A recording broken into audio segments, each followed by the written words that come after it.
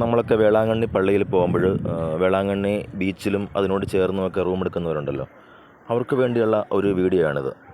ഞാൻ പരിചയപ്പെടുത്തുന്നത് ഈ കാണുന്ന റോഡാണ്.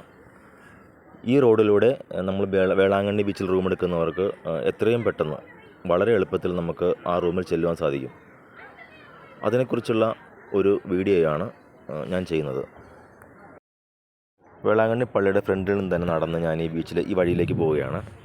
വേളാങ്കണ്ണി പള്ളിയുടെ ഫ്രണ്ടിൽ നിന്നും നമ്മൾ നേരെ കിഴക്കോട്ട് പോകത്തില്ലേ, ബീച്ചിലേക്ക് പോകുന്ന റോഡ്, ആ റോഡാണിത്. ഈ റോഡിലൂടെ നേരെ കിഴക്കോട്ട് പോകുമ്പം കിഴക്കേ അറ്റം വരെ ചെല്ലരുത്. അവിടെ എത്തുന്നതിന് മുമ്പായിട്ട് ഈ റോഡ് റൈറ്റിലേക്കും ലെഫ്റ്റിലേക്കും തിരിയും. അവിടുന്ന് റൈറ്റിലേക്ക് പോവുക. റൈറ്റിലേക്ക് പോകുന്നത് നമ്മുടെ വേളാങ്കണ്ണി ബീച്ചിൻ്റെ അടുത്തുകൂടി തിരിഞ്ഞ് പടിഞ്ഞാട്ട് പോകുന്ന റോഡാണിത്. അവിടെ ധാരാളം ലോഡ്ജുകളുണ്ട്, ഹോട്ടലുകളുണ്ട്. അവിടേക്ക് നമുക്ക് വരുവാനായിട്ടുള്ള ഒരു എളുപ്പ വഴിയാണ് ഞാൻ നിങ്ങളെ പരിചയപ്പെടുത്തുന്നത്. ഈ കാണുന്നതാണ് ആ പുതിയ പാലം. ഈ പാലത്തിലൂടെ എങ്ങനെ നമുക്ക് അക്കരയിലേക്ക് പോകാം, എവിടെ ചെന്നാണ് എത്തുന്നത് എന്നൊക്കെ ഞാൻ പറഞ്ഞു തരാം.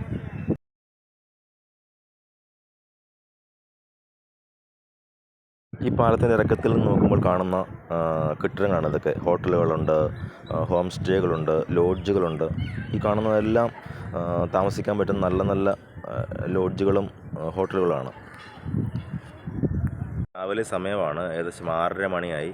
മീൻകാരൊക്കെ മീൻ പിടിച്ചുകൊണ്ട് വന്ന് ഇവിടെ വള്ളത്തിലിടുന്നവർ വല കുടയുന്നുണ്ട്, വല ക്ലീൻ ചെയ്യുന്നുണ്ട്. ചില ബോട്ടുകളൊക്കെ വരുന്നുണ്ട്. ഇതാണ് ഈ വേളാങ്കണ്ണി പാലത്തിൻ്റെ കിഴക്കേ സ്ഥലം. നമ്മുടെ കപ്പറ സ്ഥലമുണ്ട്, പടിഞ്ഞാറ് സ്ഥലമുണ്ട്. അവിടെയും ധാരാളം ബോട്ടുകൾ കിടപ്പുണ്ട്. ഞാൻ ഈ പാലത്തിൻ്റെ അക്കരയിലേക്കൊന്ന് പോവാം, അവിടുത്തെ കാഴ്ച ഒന്ന് കാണാം. പിന്നെ ഞാൻ ഈ പാലത്തിൻ്റെ ഇക്കരയിലെത്തി. ഈ പാലത്തിൻ്റെ പേര് ചെറുതൂർ എന്നാണ്. അതുകൂടാതെ ഇവിടുന്ന് 2 കിലോമീറ്റർ പോയെന്നാൽ മാത്രമേ മെയിൻ റോഡിൽ ചെല്ലാൻ പറ്റുകയുള്ളൂ.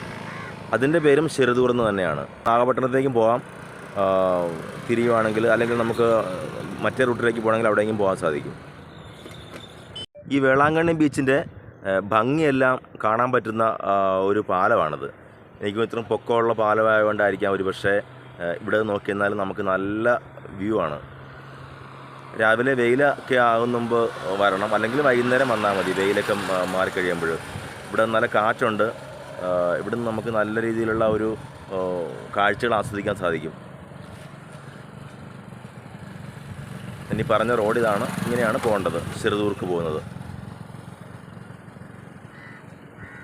വേളാങ്കണ്ണി ബീച്ചിൽ ധാരാളം റൂമുകളുണ്ടല്ലോ, ബീച്ചിൽ തന്നെ.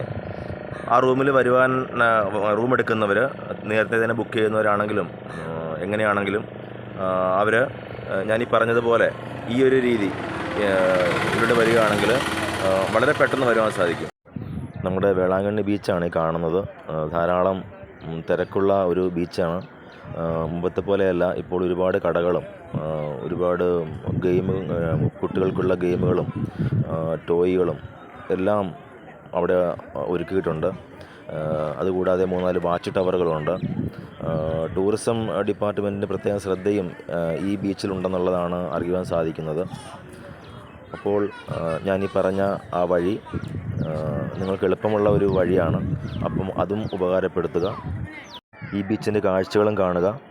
അപ്പോൾ അടുത്ത വീഡിയോയിൽ കാണാം. Good bye.